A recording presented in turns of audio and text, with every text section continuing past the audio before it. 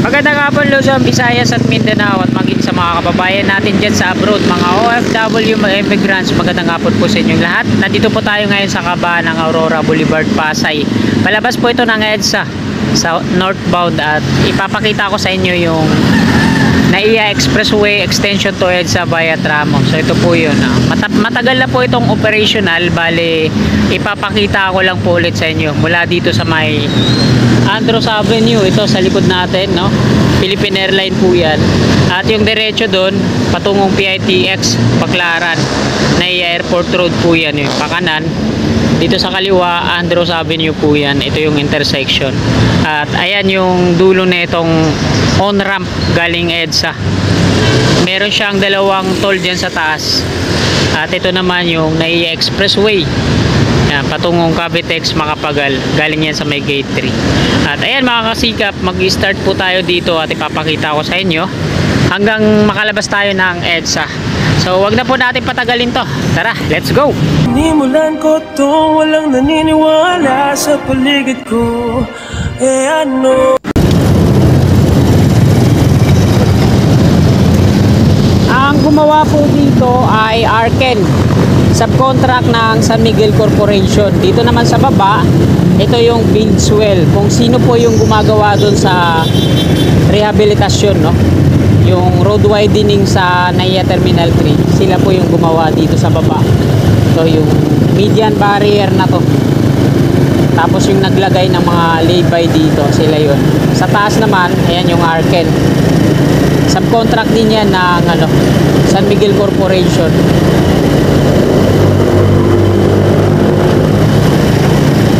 Ito yung ilalim.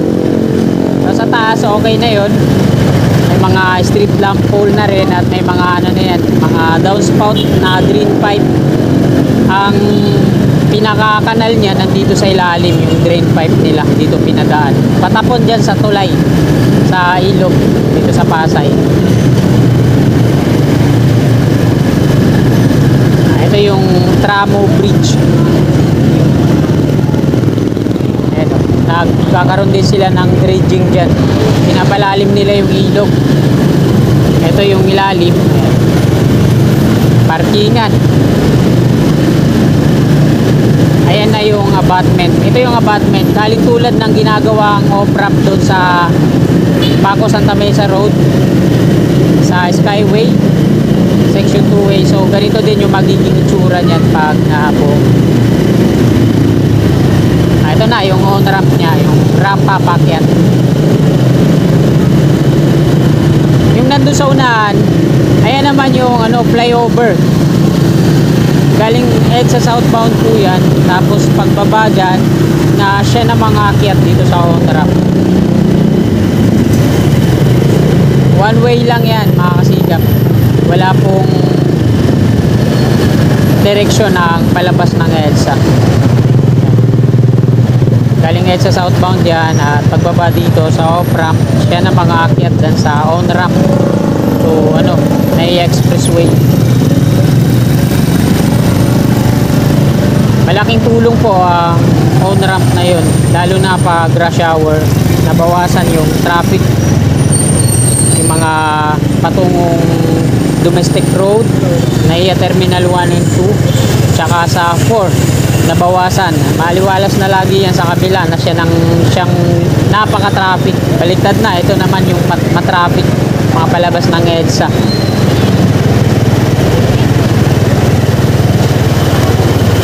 Ayan. Flyover yan galing southbound EDSA.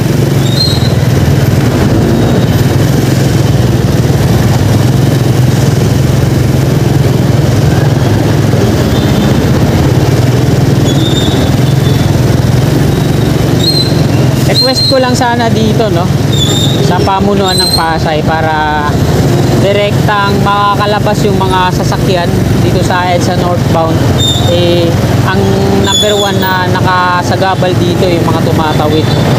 Sana kahit maliit na footbridge lang sana lagyan nila para hindi sagabal. Nasa EDSA northbound na po tayo. Ito yung patungong monumento. na dito sa EDSA dumadaan. Sa kabila naman yung southbound patungong MOA. Galing yan dito yung on-ramp ng flyover na yan, dun sa may footbridge sa unahan.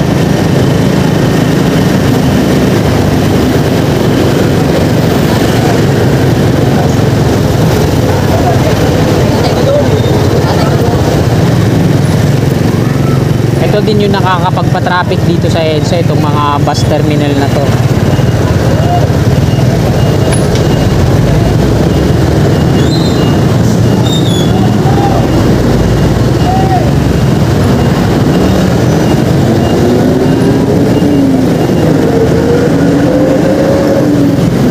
Dito na tayo mag-end ng ating video pag nakalagpas tayo dyan sa ilalim, sa may Magallanes. Dito sa kaliwa natin yung P2P bus lane na yan, oh, nire-repair yung pavement. Meron dalawang backhoe dyan, oh, siyang nagbubungkal. Tapos meron silang barracks dyan, saka portalet. Pinapalitan nila ng pavement tapos i-asphalt.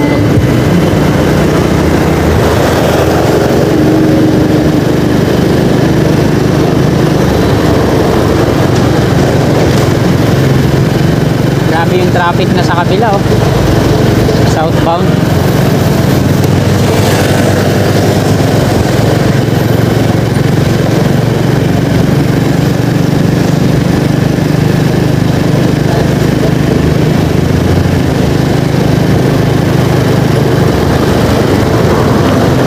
Pati yung pavement dito, tingnan nyo, butas-butas na. Ito dapat yung nire-repair.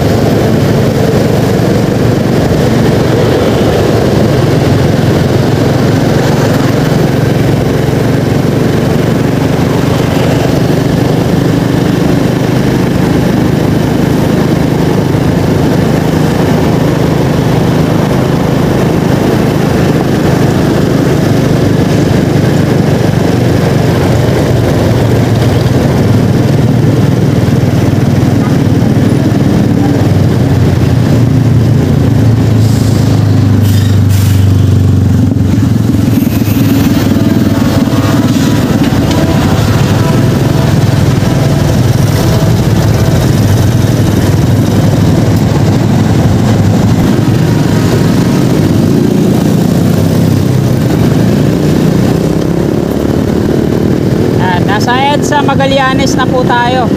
Mag-U-turn lang ako dito sa baba. Patungo ako ng EDSA southbound at doon na tayo mag-end ng ating video.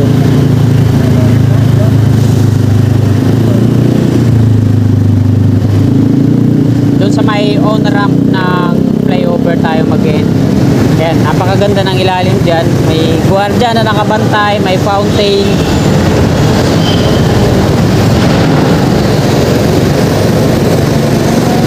Nasa southbound na po tayo.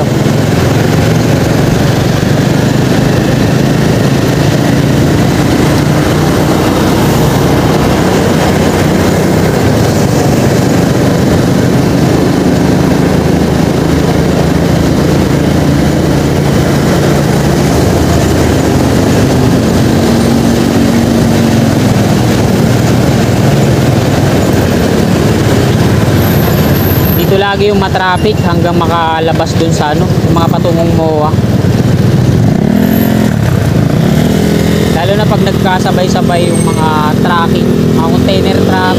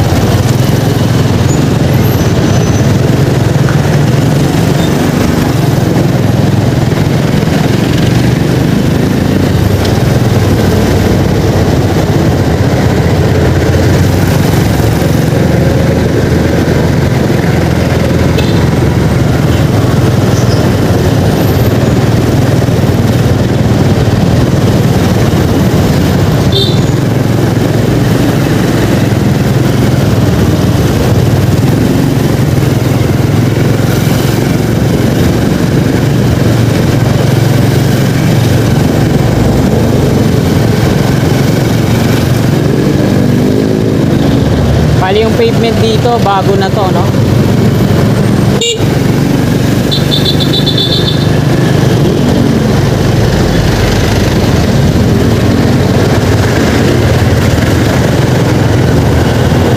Ito na yung part na matraffic dito sa may on-ramp ng flyover patungong Aurora Boulevard.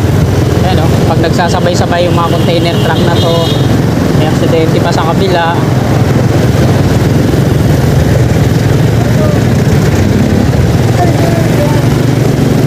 Ayan yung on-ramp sa kaliwa ng flyover patungong Aurora Boulevard. Bali yung viaduct na itong flyover na to, na ano na yan, na retrofit. Pinalaki yung mga poste niya, tapos yung mga girders.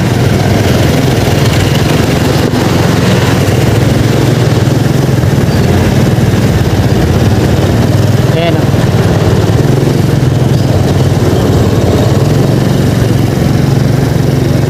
Diyan pa lang sa bungad may makikita na kayong mga signage na expressway on ramp patungong 1 and 2 and Cavitex, Makapagal.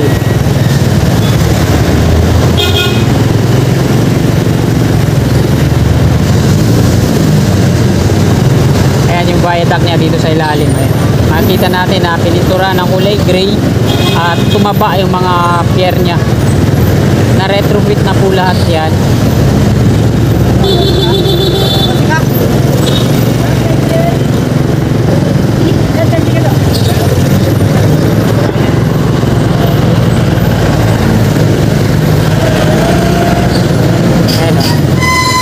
Ganyan yung dati niyang mga pier, maliit kumpara dyan. Ngayon, ang ginawa nilang retrofitting na ginawa dyan, binalot nila ng rebar cage paikot, tapos sinakluban ng parang temporary steel casing, tapos di na tinanggal, pinoring nila yung loob, tapos ayan na.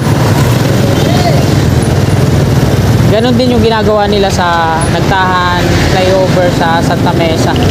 Nire-retrofit lahat ng mga lumang pier, pati yung mga girders.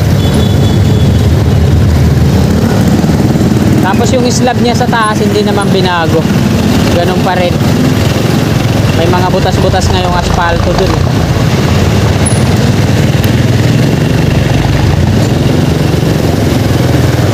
At ayan na yung MRT3 station ng top.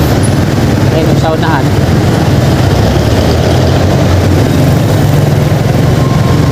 At ayan mga kasikap, hanggang dito na lang po tong video na to. Sa mga kasikap natin at mga solid viewers ko sa infra, ayan, humingi po ako ng pabor sa inyo. Sana pa-subscribe po ng aking isang account.